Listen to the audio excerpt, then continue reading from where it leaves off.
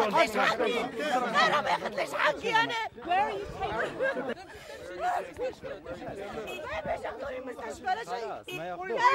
taking? Where are you going with her?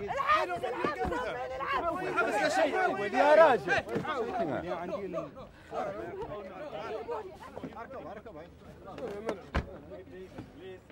Where are you taking her?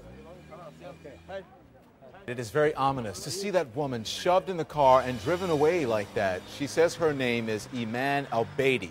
The Libyan government spokesperson says Eman al-Obeidy is, quote, safe, doing well, and being held at the National Investigation Headquarters. She's supposedly being offered legal aid, and investigators are treating her case as a criminal matter. Now, the spokesman says 4 or 5 men will be investigated, and the government may let journalists see her in just a few days. Of course, we're going to continue to follow this. And as we have said, this happened in full view of a group of journalists. Borzou Daragahi is the Beirut bureau chief for the Los Angeles Times, and he witnessed the incident, and he joins us now by phone. Borzou, the Libyan government claims that Eman al-Obeidy is in safe hands right now, but do you think we'll ever see her again?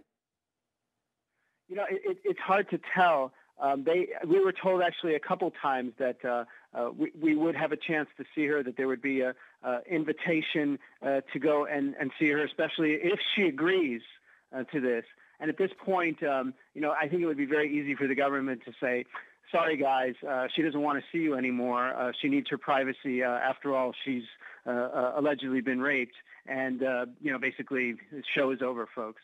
Borzou, I want you to listen to, and I want our viewers to listen and look at a little bit of the drama again as it played out, because you see other people being roughed up as well. Roll it, and then we'll talk about it.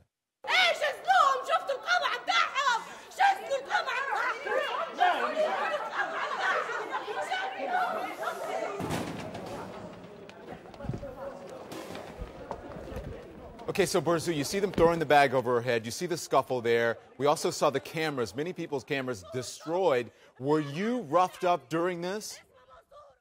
I was not roughed up. I was in the middle of that. And if you look at one piece of the footage, I mean, I sort of played a little bit of a key role in, there was a journalist from a newspaper who was one of the people who was interviewing her when there was a moment of quiet at the beginning of this whole episode when people were actually trying to get her story.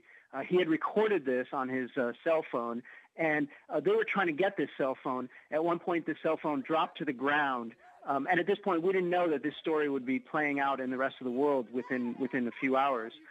So I took that cell phone and I handed it to a very, very safe person that I very much trusted, and explained to them what it was and said to make sure that it gets back to this journalist at the appropriate time. Were people there, Borzou, trying to help this woman? Absolutely. I mean, really, we just wanted to get her story. And that was one of the things that we immediately, when we saw what was happening, when we saw that this woman was coming to us, taking this big chance, everyone ran to get their notebooks, to get their cameras, to basically just record what this woman was saying, to try to figure out whether there was any veracity to it, whether, you know, she was, you know, as some people claimed from the government, she was drunk, she was crazy, or whether something really horrible had happened, which was what we sensed. And we wanted to make sure, above all, that nothing would happen to this woman. No punishment would befall this woman for daring to speak out to us. Okay, thank you so much. And again, we're going to continue to follow this story. The video, Borzou, is definitely very disturbing. Borzou Daragahi is a Beirut bureau chief for the Los Angeles Times.